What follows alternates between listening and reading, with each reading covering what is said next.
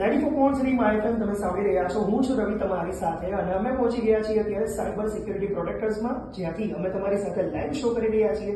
ઘણી બધી એવી ઇન્ફોર્મેશન છે કે જે સાયબર સિક્યુરિટી રિલેટેડ હોય એ અમે તમારી સાથે શેર કરી રહ્યા છીએ, જેથી કરીને તમારી સાથે ફ્રોડ ના થાય. અત્યારે મારી સાથે છે વિમલ સર. આજકાલ તમે એવું સાંભળ્યું હશે ઘણી બધી જગ્યાએ, ન્યૂઝપેપરમાં હોય કે પછી ટીવીમાં હોય કે પછી રેડિયો પર હોય, પેન 2.0 આ એક ટોપિક એવો છે કે જે બહુ ચર્ચામાં છે. તમારા ફાધર પણ તમને એવું કહેતા હશે, ઘરે તમારા મમ્મી પણ તમને એવું કહેતા હશે કે ભાઈ આ પેન 2.0 શું છે, શું આપણે પેન અપગ્રેડ કરવાનું છે કે નહીં, એ બધી જ ઇન્ફોર્મેશન અત્યારે મારે જાણવી છે વિમલ સર પાસેથી. સર, મને જણાવો કે પેન 2.0 છે એ શું છે અને આવવાથી સાયબર ક્રાઇમમાં કેવી રીતે ફરક પડી રહ્યો છે?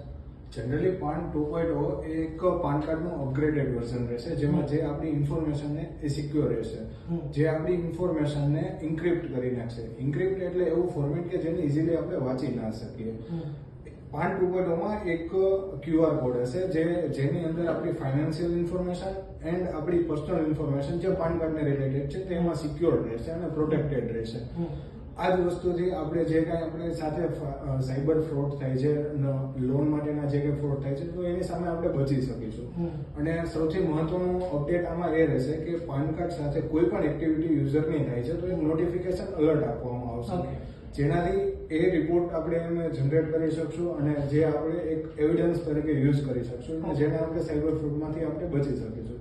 એટલે જે કોમન પબ્લિક સાથે જે કંઈ પણ ફ્રોડ થાય છે તો એ પાન 2.0 ના મદદથી આપણે એને હેલ્પફુલ થઈ શકશું અને બચાવી શકીશું એનાથી. ઘણી બધી એવી સિચ્યુએશન ક્રિએટ થતી હોય છે કે જ્યારે આપણને જવાબ નથી મળતા હોતા, તો એ બધા જ જવાબ આજે તમને મળવાના છે, જેમ પેન 2.0 નો જવાબ તમને મળ્યો છે. તો સાંભળતા રહેજો 94.3 માયફમ. અને સાયબર એટેક તમારા પર ના થાય એટલા માટે અમે આજે સ્પેશિયલ શો કરી રહ્યા છીએ સાયબર સિક્યુરિટી પ્રોટેક્ટર્સમાંથી. તો stay tuned. Good afternoon Rajkot.